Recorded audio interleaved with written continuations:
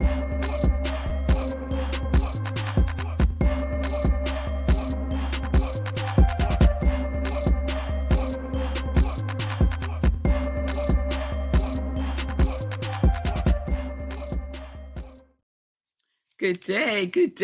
day, everybody. So the folks on Instagram are getting a preview of today's sip because I am pre-recording it on New Thought Media Network, YouTube, and Facebook, but I am live on Instagram. So welcome everyone.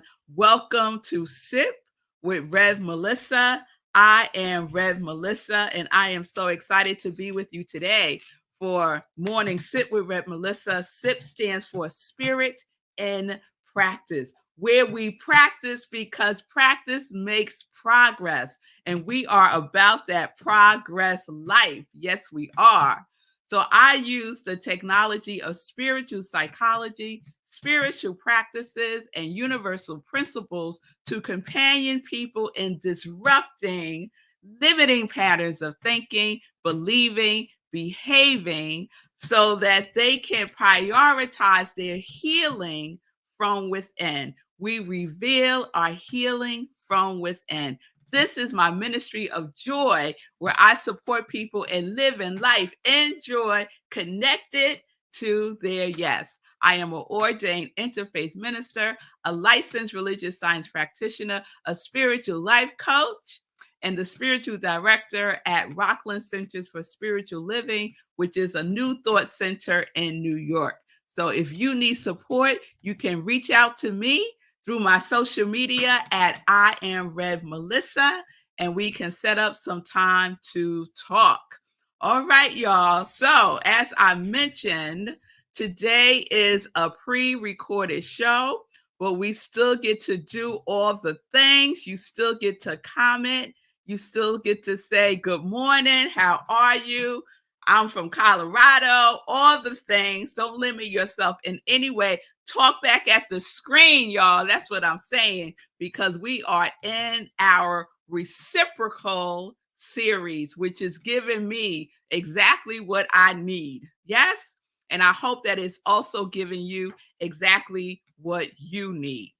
So as a reminder, the definition of reciprocal is given or felt by each other towards the other, mutual, equivalent, inversely corresponding, done in return. And the vibrational code, the origin of the word is returning. Returning. Yes? So, what is the question of the week?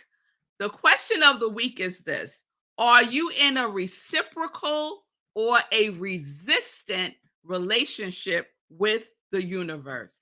Are you in a reciprocal or a resistant relationship with the universe? With others? How about with yourself? Yes? And yesterday, I shared some of the words from Ernest Holmes' Science of Mind text. And I hope that you let this sit in and register that there is a reciprocal relationship between you and the universe. And what is that relationship? That relationship is an equivalent. There is an equivalent relationship with the universe based on your thinking, your believing, your knowing, your speaking, your doing, all the things, all the things. There is a reciprocal relationship. And Ernest Holmes said, there is an eternal outpouring of spirit through us. And we often say, God can only do for us what God can do through us. So are you allowing the universe, spirit, love to pour into you, to pour through you, and ultimately to pour as you? Yes? That there is no separation between who you are and your relationship with God. It is one and the same. Please hear me now. It is one and the same. So today, I want to talk a little bit about the definition of reciprocal as equivalent and inversely corresponding. So I had to look up the word inversely because you know how I do. I got to look up the word and I need to know the origin. And for me, the origin is the vibration of the word. So the origin of the word inversely is to turn upside down or inside out. Woo. When I saw that inside out, I was like, "Oh, yes, that's what we're talking about." Because as within, so without. As above, so below, right? It is the law. It is the law. So when we think about the law, we could think about the the law of reciprocal. There's a law of receptivity. There's also a law of mental equivalent. There is a law of correspondence, right? But let me tell you, because people sometimes ask me, well, Red Melissa, how many laws are there? Right? One. There's one law, the law of God, the law of mind. Everything else is just the expression of it, right? There's it's the diversity of the expression of the one. Yes, just like we are. Just like we are. We are one, but we are the individualized expressions of the one. So there is one law, and there are all of these individualized expressions of that one law, the law of mind, the law of God. Yes? So the law of mental equivalence and the law of correspondence are very closely related. I would say they're siblings. I would say they're siblings. So I want to share a couple of things with you today from Ernest Holmes and Emmett Fox. So I'm going to do Ernest Holmes first, and I'm just going to share the definitions that he gives for both of those laws, the law of mental equivalence and the law of correspondence. So the law of equivalent, having a subjective idea of the desired expression. What does he mean by subjective idea? Our subconscious mind is creative, it's part of the creative process, right? So we use our subconscious mind to create. And sometimes Ernest Holmes refers to the subconscious mind as the subjective mind. And I like to remember it as what's the subject matter here? What's the subject in my mind, right? What's the theme? Where am I going? Right? So the subjective idea of the desired result. As we bring ourselves to a greater vision than the range of our present concepts, we can then induce a greater concept and thereby demonstrate more in our experience. So that's mental equivalent. What are you thinking? How are you thinking? What images are in your subconscious mind? Because what will be produced from within those mental equivalents will outpicture itself. That is inside out. That is how we live. Yes? Then the law of mental equivalence, not law of correspondence, mental correspondence. Ernest Holmes says the inner image in mind, which balances the outer objectification of itself. Every objective thing has a inner mental correspondence. So very similar to mental equivalence. Yes, to me, it's like the same thing, but that's okay. The inner image in your mind will be outpictured. It corresponds. It's the law. And guess what? You can't break the law. You could misuse the law. Yes. You could use the law unintelligently. You can be ignorant about the law, but you can't break it. You cannot break the law of mental equivalent, the law of God, the law of mind, the law of correspondence. So I wanted to share that from Ernest Holmes. And then he's known as the originator of mental equivalent, and that is Emmett Fox. And I'm reading from around the year with Emmett Fox. This was my inspirational reading a couple of years ago because every day there's this golden nugget that you can use and apply in your life.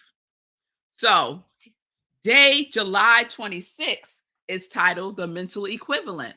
So, let me share this with you. He says, some years ago, I coined the phrase mental equivalent. For anything that you want in your life, a healthy body, a satisfactory vocation, friends, opportunities, and above all, the understanding of God, you must furnish a mental equivalent. Supply yourself with a mental equivalent, and the thing must come to you. Must come to you. The secret of successful living is to build up the mental equivalent that you want and to get rid of, to expunge the mental equivalent that you do not want. I love that word, expunge. Get rid of it.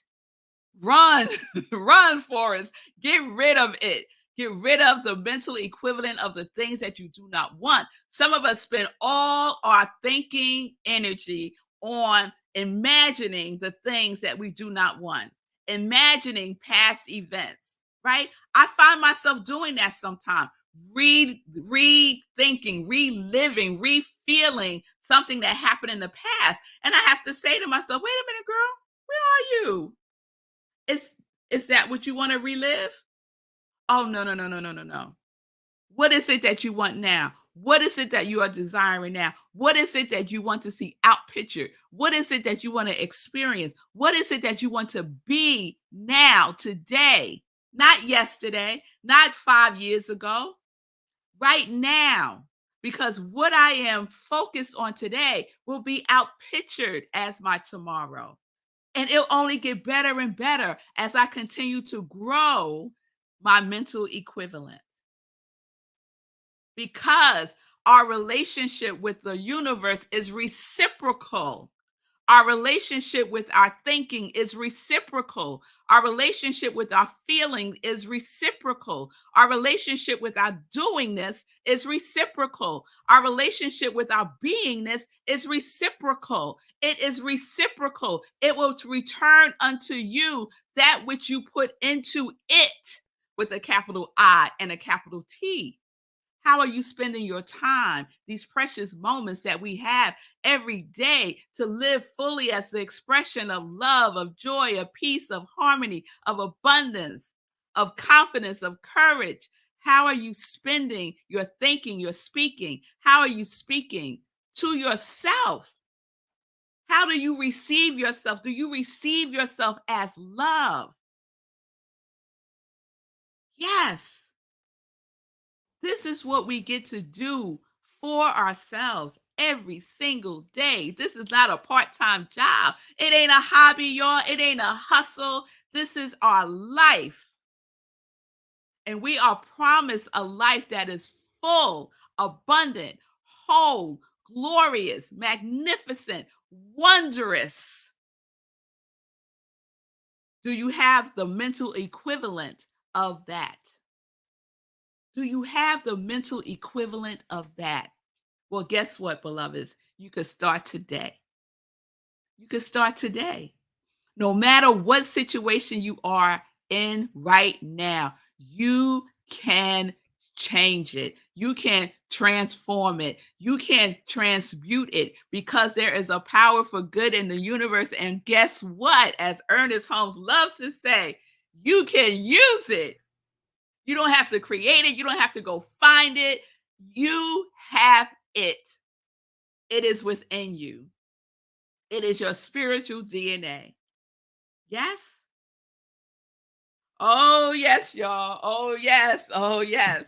I want to share one last thing with y'all. And I'm going back to Ernest Holmes. This is what he says. We cannot demonstrate beyond our ability to provide a mental equivalent of our desire. You got to have the mental equivalent first. We cannot demonstrate beyond our ability to provide a mental equivalent. Look at your life. It's giving you information about the mental equivalent.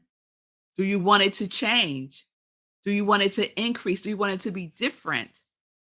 Then you know what it is that you need to do, what it is that you need to think and speak and focus on intentionally and constantly, consistently, without ceasing. Yes? All right. All right.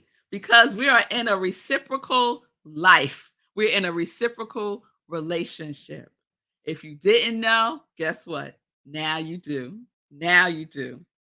All right. I think that's all I want to share.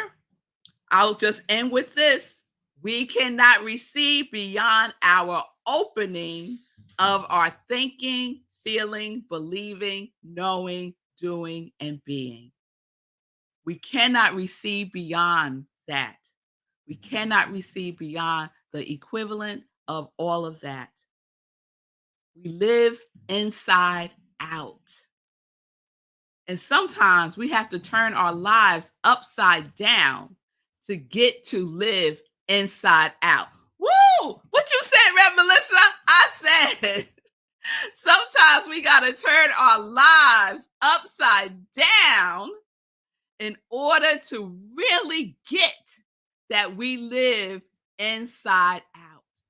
Get that, because that is what it is. All right, y'all. All right.